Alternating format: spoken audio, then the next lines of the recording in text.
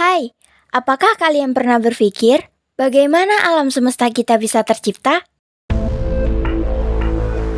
Untuk mengetahui hal tersebut, kita harus kembali ke masa di mana bumi, tata surya, dan bahkan galaksi kita belum tercipta. Tepatnya pada 13,8 miliar tahun yang lalu. Pada masa ini, belum ada yang namanya ruang dan waktu.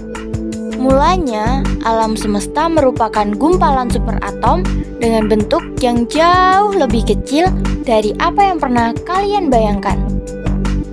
Gumpalan ini semakin memadat dan memanas sampai akhirnya meledak dan menjadi awal terbentuknya alam semesta.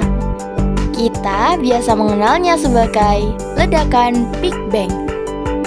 Ledakan tersebut mengeluarkan sejumlah energi besar yang tersimpan. Sejak saat itu, alam semesta terus mengembang hingga saat ini. Ratusan ribu tahun setelah Big Bang, alam semesta masih terlalu panas dan penuh radiasi bagi atom untuk saling terikat.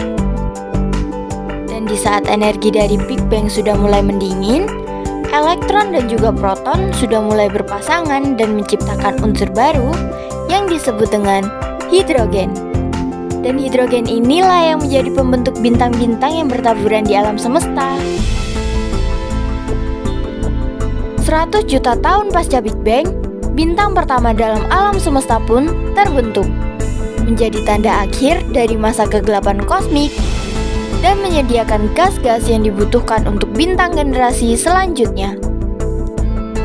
Seiring berjalannya waktu, bintang-bintang yang sudah terbentuk kemudian berkumpul dan membentuk sebuah kelompok sehingga terciptalah galaksi. Dan 300 juta tahun setelah Big Bang, galaksi kita, yaitu Bima Sakti, pun telah terlahir.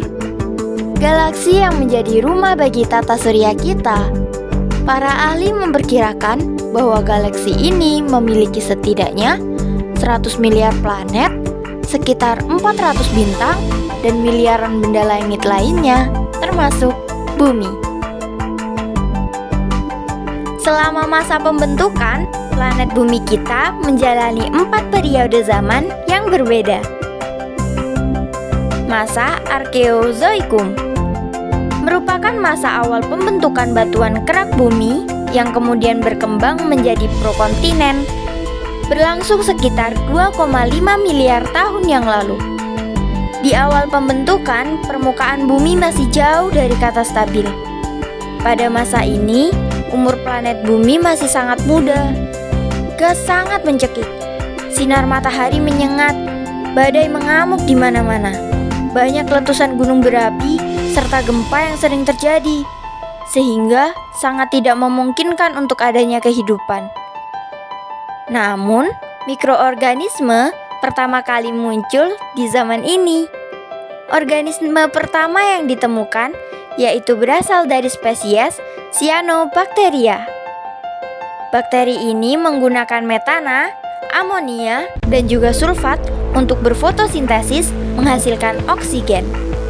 Cyanobacteria sudah berevolusi lebih dari 2,4 miliar tahun yang lalu dan turut mengubah planet ini menjadi lebih layak huni. Masa Paleozoikum. Setelah zaman Arkeozoikum, mulai muncul kehidupan yang berasal dari air. Zaman Paleozoikum ditandai dengan munculnya organisme bersel tunggal yang kemudian berkembang menjadi organisme multiseluler. Organisme invertebrata mulai muncul pada zaman ini. Contohnya seperti ubur-ubur, koral, cacing, dan beberapa hewan laut lainnya. Beberapa tumbuhan paku juga sudah mulai bermunculan di zaman ini. Masa Mesozoikum. Sekarang kita ada di masa di mana dinosaurus pertama kali muncul. Dengan begitu, zaman Mesozoikum juga disebut sebagai zaman reptil. Hingga 66 juta tahun yang lalu, hujan meteor memusnahkan hampir seluruh spesies di bumi. Hal ini mengakibatkan kepunahan pada dinosaurus dan beberapa reptil lain. Masa Neozoikum.